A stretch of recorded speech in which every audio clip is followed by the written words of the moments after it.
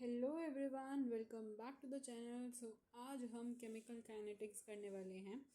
Chemical kinetics का lecture 7 जो है रिकॉर्ड कर रहे हैं, जिसमें हम volume, titrant, measurement method and acid Bayes theorem के बारे में भी पढ़ेंगे। ठीक है। इसमें हम दोनों मेजरमेंट मेथड के बारे में पढ़ेंगे एंड इसके बेस पे क्वेश्चंस जो हैं, एज़ यू ऑल नो कि हमने अपने जितने भी लेक्चर्स हमने पहले कवर अप किए हैं, तो उसके अंदर हमने बताया कि हम क्वेश्चन बैंक, जो हमने क्वेश्चन बैंक नाम रखा हुआ है केमिकल काइनेटिक्स की वीडियोस के लिए, उसके अंदर हम सारे के सारे जो क्वेश्चंस हैं वो रिकॉर्ड करते हैं। लेक्चर के अंदर हम सारे टॉपिक डिस्कस करते हैं एंड क्वेश्चन बैंक के अंदर हम हर टॉपिक वाइज जो है क्वेश्चंस रिकॉर्ड करते हैं। अब जैसे इसमें ये वाले जो हैं, इसमें हम दो क्वेश्चंस ही करेंगे जो हमारे टॉपिक टू रिलेटेड है, बट इसके जो जितने भी सारे क्वेश्चन हैं, डिफरेंट टाइप्स ऑफ क्वेश्चंस हैं, वो आपको इसकी प्लेलिस्ट में जाना होगा। इसकी दूसरी प्लेलिस्ट है केमिकल काइनेटिक्स की, क्वेश्चन बैंक के नाम से, तो आप उसकी प्लेलिस्ट में जाके इनके क्वेश्चंस भी कर सकते हो। एंड इससे पहले हमने 6 लेक्चर्स जो है ऑलरेडी रिकॉर्ड कर दिए हैं। उसके अंदर हमने हर टॉपिक्स जो है कवर अप किए हैं एंड मोस्टली क्वेश्चंस भी हमने कवर अप किए हैं। ऑलराइट, सो इतनी इन्फॉर्मेशन देनी थी कि कैसे वीडियोस आपके आपके पास आने वाली है। ठीक है, तो क्वेश्चन बैंक की वीडियोस भी देख लेना। जो क्वेश्चंस हैं इसमें आप सिर्फ और सिर्फ अभी समझोगे क्वेश्चन बैंक। अगर मतलब आपको क्वेश्चन करना है तो आपको क्वेश्चन बैंक वाली वीडियो में जाना होगा, उसकी प्लेलिस्ट में जाना होगा, वहाँ पे आपको अभी तक का जितना करवाया होगा टॉपिक उतने की मिल जाएगी। ठीक है, क्वेश्चंस एंड लेक्चर्स ये रहे, एंड जिसने नहीं देखा 1 to 6 तक वो जाके देख लेना। तो let's begin with volume, titrant, measurement method. तो देखो, वॉल्यूम टाइट्रेंट का क्या मतलब होता है। हम यहाँ पे वॉल्यूम को देखेंगे टाइट्रेंट के थ्रू। अब टाइट्रेंट क्या होता है, देखो जैसे हमारे पास ये एक रिएक्शन है। अब इस रिएक्शन में ये जो है H2O2, ये H2O2 जब भी क्या होगा, देखा जाए तो एक तरह से डिकम्पोज हो रहा है, ब्रेक डाउन हो रहा है, किसमें, वाटर और ऑक्सीजन में। अब इसमें कितनी अमाउंट H2O2 का बन रहा होगा, ये कितनी वो चीज़ लेफ़्ट ओवर हो रही होगी जब हमने KMnO4 एज अ टाइट्रेंट यहाँ पे डाला होगा। This is known as volume titrant measurement method. ये ऊपर ऊपर का मोटा मोटा यहाँ पे आपको मतलब बता दिया गया। ठीक है, तो अब इस केस में हम क्या करते हैं, हम हर डिफरेंट डिफरेंट इंटरवल्स पे सारे के सारे सैम्पल्स जो हैं कलेक्ट करते हैं। ठीक है, तो sample titrated with standard solution of titrant different time intervals. Her different different time intervals पे देखते हैं। तो जैसे कि टाइम 0 पे क्या होगा, टाइम t पे क्या होगा, टाइम इन्फिनिटी पे क्या होगा। ठीक है, तो यहाँ पे आप वॉल्यूम ऑफ सैम्पल के बारे में देख रहे हो। ठीक है, तो इसमें ये था। देखो, इसमें आपको शायद प्रॉब्लम हो सकती है एक बार वॉल्यूम टाइट्रेंट मेजरमेंट मेथड और ये जो हम अभी आगे पढ़ेंगे एसिडिक बेसिक थ्योरम, इसमें आपको शायद थोड़ी सी प्रॉब्लम हो सकती है कि भाई ये क्या थ्योरम है, ये कैसे करनी है। बट जब आप इसके क्वेश्चंस करोगे ना, आपको समझ में आ जाएगा कि अच्छा ये दोनों थ्योरम के क्वेश्चन कैसे हो रहे हैं। अब जैसे कि अभी तक हमने जितने पढ़े, तो हमारी जो इनिशियल स्टेज थी उसके अंदर हमने डिसअपियरेंस अपीयरेंस बेस्ड क्वेश्चंस किए थे, उसकी भी वीडियोस हमने अपलोड करी थी। कुछ ग्राफ बेस्ड क्वेश्चंस किए थे, हमने सारे ऑर्डर के बारे में पढ़ा था। ठीक है, उसके बाद हमने पढ़ा था इनके प्रेशर के बारे में, वॉल्यूम के बारे में, ये चीज़ हमने पढ़ी थी। इसके बेस पे क्वेश्चंस होंगे। प्रेशर के लिए अलग वीडियोस बनेगी क्वेश्चंस के लिए, एंड वॉल्यूम के लिए अलग वीडियो बनेगी क्वेश्चंस के लिए। आप उसके टाइटल पे, उसके थंबनेल पे देख सकते हो कि वहाँ पे मैंने सब इन्फॉर्मेशन जो वीडियो के रिगार्डिंग होती है वो मैं डाल देती हूँ। ठीक है, एंड देन फिर अब हम आते हैं इस लेक्चर पे। इस लेक्चर में अब हम बात करेंगे वॉल्यूम टाइट्रेंट मेजरमेंट मेथड और एसिडिक बेसिक थ्योरम के बारे में। तो इनके भी जो क्वेश्चंस होंगे दोनों के अलग अलग ही होंगे। जैसे प्रेशर के, वॉल्यूम के अलग हैं, ऐसे इन दोनों टॉपिक के भी अलग होंगे। हमने डिसअपियरेंस अपीयरेंस वाले भी अलग अलग टाइप्स के किए थे क्वेश्चन, तो हर टाइप्स के अलग अलग क्वेश्चन होंगे। ये जो चीज़ है ना, इसमें हमें थोड़ी सी समझने में दिक्कत हो जाती है। क्यों? क्योंकि जैसे हमने प्रेशर और वॉल्यूम वाले क्वेश्चंस, जो लेक्चर हमारा आई थिंक हाँ 6 था, लेक्चर 6 था। लेक्चर 6 के अंदर हमने ये जो चीज़ें डिस्कस करी थी, ये दोनों टॉपिक, तब भी मैंने आपको बोला था कि ये जो नो फॉर्मूले आप लगा रहे हो, इन फॉर्मूलों को लगाने के लिए आपको कहीं ना कहीं थोड़ी बहुत डेरिवेशन करनी पड़ेगी, एंड उसके हमने क्वेश्चंस भी डिस्कस किए थे। ऑलराइट, जैसे वो क्वेश्चन ये है, अगर आपने लेक्चर 6 में देखा होगा प्रेशर के, तो ये सॉल्यूशन मैंने यहाँ पे आपको करके दिखाया था, सिर्फ आपको क्वेश्चन दिखाया गया था, ठीक है। तो इस क्वेश्चन में भी हमने क्या किया था, हम फिर से इसकी जो डेरिवेशन ये रही इसकी, हमने इसकी डेरिवेशन पे वर्क किया था। इसकी जो डेरिवेशन में दे रखा था उसी के अकॉर्डिंग हमने क्वेश्चन को सॉल्व किया था। आई होप आपको ये चीज़ पता होगी। सेम एज इट इज़ हमें भी क्या करना है, इन दो ये जो दो मेथड्स है ना, इन दोनों के लिए भी हमें सेम ऐसी डेरिवेशन के अकॉर्डिंगली सॉल्व करना है। तो लेट्स मूव फर्दर। आगे क्या है, decomposition of H2O2 is a first order reaction that is monitored using standard solution of KMnO4 titrant। वही जो मैंने आपको मीनिंग बताया था इसका, वही चीज़ है ये यहाँ पे, ठीक है। एंड इसका क्वेश्चन देख लेते हैं। अब इसमें क्या है, H2O2। अब H2O2 को हम क्या कर रहे हैं, यहाँ पे डिकम्पोज करवा रहे हैं। तो वाटर और ऑक्सीजन में यहाँ पे ब्रेक डाउन हो रहा है, ठीक है।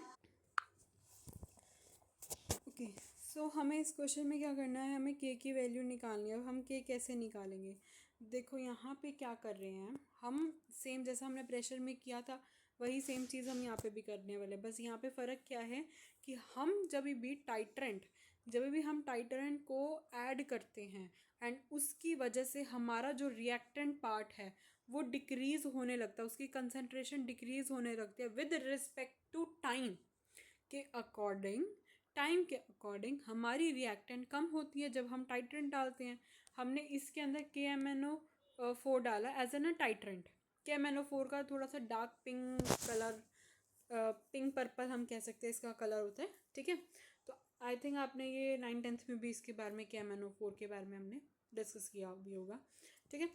तो अब टाइम 0 पे यहाँ पे सिर्फ थर्मो का थोड़ा सा, जैसे हम थर्मो के क्वेश्चन सॉल्व करते थे ना 11th में, सेम उसी चीज़ का यहाँ पे कॉन्सेप्ट हमने यूज़ किया है। टाइम 0 पे ए थी उसकी कंसनट्रेशन, प्रोडक्ट की नहीं होती क्योंकि जब 0 टाइम था तो हमारे पास तो सिर्फ और सिर्फ रिएक्टेंट होगा। टाइम टी पे हम उसकी एक्स कंसनट्रेशन उसमें से सब्ट्रैक्ट कर लेते हैं। तो A माइनस एक्स इसके लिए एक्स हो गया और इसके लिए क्या हो गया, x/2, क्योंकि ये हाफ था। हमें सबसे पहले एक काम होता है बैलेंसिंग। कभी भी आपके पास कोई भी रिएक्शन दिख जाए, हमेशा the first step is to balance the reaction, all right. अब टाइम इन्फिनिटी पे, time infinity is a point where the reactant is completed, means आपका कंप्लीटली फिनिश्ड हो चुका है। रिएक्टेंट क्या हो चुका है, कंप्लीटली फिनिश, यानी रिएक्टेंट बिल्कुल ख़त्म हो चुका है।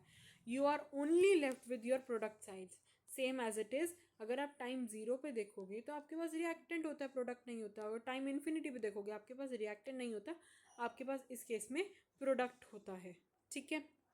क्योंकि इसमें रिएक्टेंट ही होता है, प्रोडक्ट नहीं बने होते। इसमें होता है कि रिएक्टेंट बन चुका है, मतलब रिएक्टेंट ख़त्म हो चुका है, एंड इसमें आपके पास प्रोडक्ट के फॉर्म में वो चीज़ आ जाती है, ठीक है। अब जैसे ही अब हम इसे सॉल्व करेंगे आगे कि टाइम 0 पे ग्राम इक्विवेलेंट जो होते हैं, जो अगर आपने चैप्टर 1 क्लास 11 का पढ़ा होगा मोल कॉन्सेप्ट, उसके अंदर हमने सोशियोमेट्री में या नोमैलिटी में हमने ये चीज़ डिस्कस किया बेसिकली कि moles into volume into n factor, ठीक है। अब आपको क्या करना है, यहाँ पे इसकी वैल्यू निकालेंगे, यानी जब आप इन दोनों चीज़ों को इक्वेट करोगे, यानी ग्राम इक्विवेलेंट आप देख रहे हो KMnO4 के और ग्राम इक्विवेलेंट देख रहे हो आप H2O2 के, ठीक है। जब दोनों के आप इनके ग्राम इक्विवेलेंट इक्वल करोगे according to the formula, you will get that V0, यानी जो V इनिशियल पे था वो A के इक्वल था। ऐसे ही आप KMnO4 और H2O के टाइम T पे करोगे जब आपकी रिएक्शन कंप्लीट हो चुकी होती है।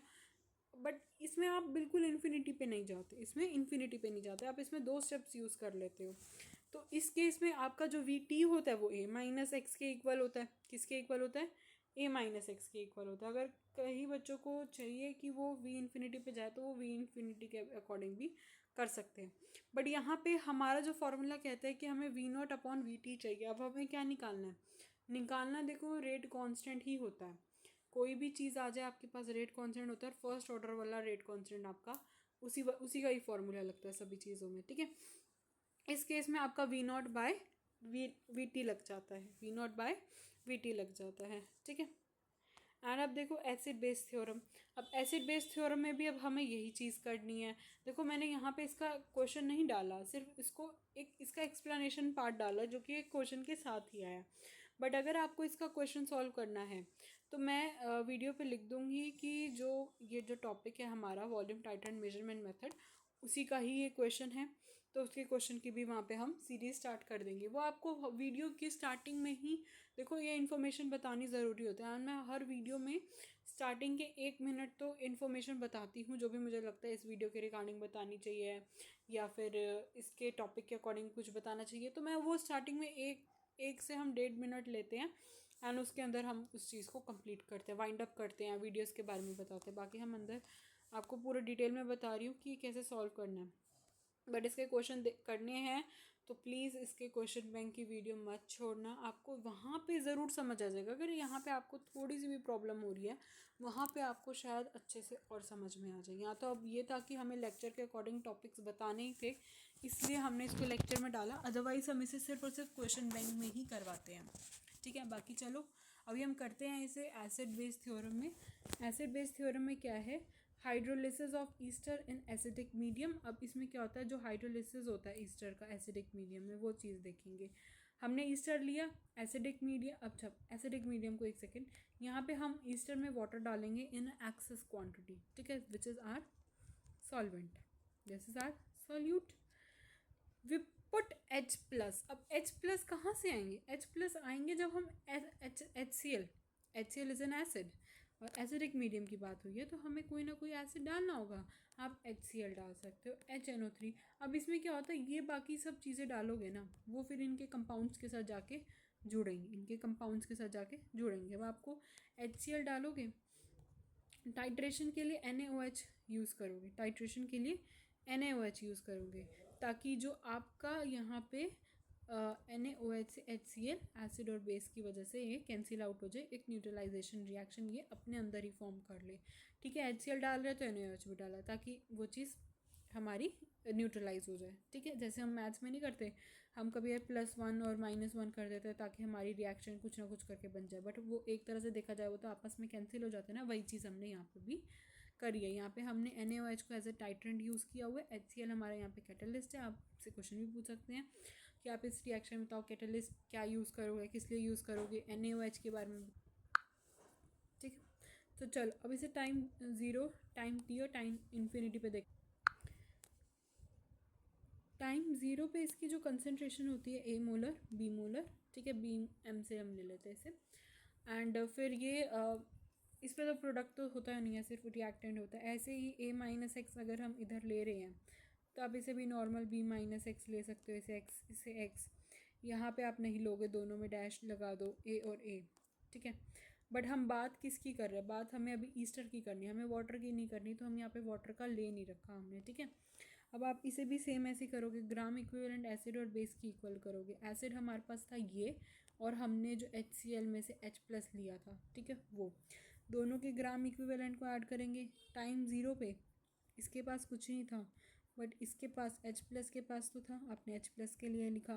उसके बाद आपको बेस के इक्वल करना है। बेस आपका यहाँ पे हमने NaOH लिया, तो NaOH के अकॉर्डिंग आप इसका ग्राम इक्विवेलेंट लिख दोगे। ठीक है, यही किया, आपका V0 BK directly proportional BK कर दिया। टाइम और T पे आपने VT जो है वो किसके इक्वल डायरेक्टली प्रोपोर्शनल कर दिया, X प्लस BK कर दिया। ठीक है, आई होप इतनी चीज़ समझ में आई होगी। सेम हमने क्या किया, V इन्फिनिटी पे भी वो A प्लस बी के इक्वल हो गया, किसके इक्वल हो गया, A प्लस बी के इक्वल हो गया। अब हमारा देखो क्या था इसमें, हमारा V0 किसके था, B के था, और VT जो था वो X प्लस बी के इक्वल था। तो हमने यहाँ से निकाल लिया V0 अगर हमारा B के इक्वल है, VT अगर हमारा X प्लस बी के उसमें है। ठीक है, तो बस हमने इसको क्या किया, ट्रांसपोर्ट किया, और यहाँ से हमने VT की वैल्यू बोल दी, क्या थी हमारी, X प्लस बी, और V0 था किसके, B के, तो हम एक तरह से कह दें V0 प्लस एक्स भी हो गया, वो V0 प्लस एक्स भी हो गया। जब हमने ऐसे ही करके सारा सब्स्टिट्यूशन मेथड को यूज़ किया, हमारा आया कि A माइनस एक्स, यानी इनिशियल बाय रिमेनिंग कंसनट्रेशन क्या बनी, इनिशियल पे क्या था, इनिशियल वो था ना हमारा V इन्फिनिटी में से अगर हम स्टार्टिंग वाली चीज़ को माइनस कर देंगे, वो हमारी इनिशियल कंसनट्रेशन थी। ऐसे ही बची हुई कंसनट्रेशन क्या थी, अगर हम V इन्फिनिटी में से क्या कर देंगे, हमारा जितना V टोटल था सब सब्ट्रैक्ट कर देंगे। ठीक है, वो चीज़ थी। अब हमारा जो फॉर्मूला बनेगा ये बन जाएगा k is equals to 1/t ln v infinity minus V not upon में v infinity minus V T. अब ये फॉर्मूला किस लिए यूज़ होता है? ये तब होता है जब हमारी प्रोडक्ट की वॉल्यूम में जब उसकी कंसनट्रेशन बढ़ जाती है, या यहाँ पे एक एग्जांपल दे दिया डिकम्पोजिशन, अगर हम N2O5 का लें जो एक गैस वॉल्यूम है, तब भी हम ये फार्मूला का यूज़ करते हैं। अभी तो आपको मैंने सिर्फ इस रिकॉर्डिंग के अंदर सिर्फ मोटा मोटा मैंने सिर्फ समझाया है, मैं ये नहीं कह रही मैंने आपको बिल्कुल डिटेल में जाके समझाया, ऑफ कोर्स नॉट। मैंने डिटेल में अभी ये चीज़ नहीं समझाई है बिकॉज ये चीज़ एकदम से रैंडम आएगी भी नहीं। हमने प्रेशर के टाइम पे भी यही चीज़ बोली थी कि शायद आपको ये अभी एकदम डेरिवेशन क्लिक ना हो, क्योंकि ये चीज़ ऐसी होती हैं कि आप इनके क्वेश्चंस करोगे ना आपको खुद ऑटोमेटिकली समझ आएगा। अब वो क्वेश्चन कैसे करोगे? जब आप उन क्वेश्चंस की वीडियो देखोगे, आप क्वेश्चन की वीडियो देखोगे ना, उसके अंदर हमने अगर हम प्रेशर का क्वेश्चन डालेंगे तो हम प्रेशर की कॉन्सेप्ट मेथड उसका ज़रूर वहाँ पे यूज़ करेंगे, समझाएंगे और तभी वो क्वेश्चन करवाएंगे। ठीक है, तब हम वो चीज़ वहाँ पे हम थोड़ी इन डिटेल करके बताएंगे। ठीक है, यहाँ पे तो मैंने आपको थोड़ा एक ओवरव्यू आइडिया दिया बिकॉज हमें लेक्चर रिकॉर्ड करना था इस पे, इसकी वजह से, अदरवाइज तो हम इसे क्वेश्चंस में ही करते। अब इसमें देखो ये चीज़ समझ में आ गई यहाँ पे। अब इसका भी क्वेश्चन आप देखोगे क्वेश्चन बैंक में ही देखोगे आगे। फिजिकल प्रॉपर्टी मेजरमेंट मेथड, ये चीज़ इम्पॉर्टेंट है बट ये एक थ्योरी बेस से आप पढ़ लेना इसे भी। इसमें क्या है, मेजरमेंट ऑफ ऑप्टिकल रोटेशन। देखो पीपीएल क्या होता है, आपका प्लेन पोलराइज लाइट होता है, यानी ऑप्टिकल रोटेशन में ये होता है कि कोई भी लाइट जो प्लेन पोलराइज जैसे लाइट है वो इस पर अगर पड़ रही है तो वो क्या कर रही है, ऑसिलेशन सिंगल डायरेक्शन, वो कैसी डायरेक्शन में ऑसिलेट करेगी। लाइट पड़ रही है, लाइक स्ट्राइक हो रही है, कौन से एंगल पे जा रही है, क्या उसकी रिएक्शन स्पीड है, कौन सी डायरेक्शन में जा रही है, that is basically optical rotation. Clockwise जा रही है, एंटी क्लॉकवाइज। अब बच्चों को कन्फ्यूजन होती है क्लॉकवाइज क्या होता है, एंटी क्लॉकवाइज क्या होता है। देखो क्लॉक है, क्लॉकवाइज और एंटी क्लॉकवाइज में क्या चीज़ कॉमन है, क्लॉक।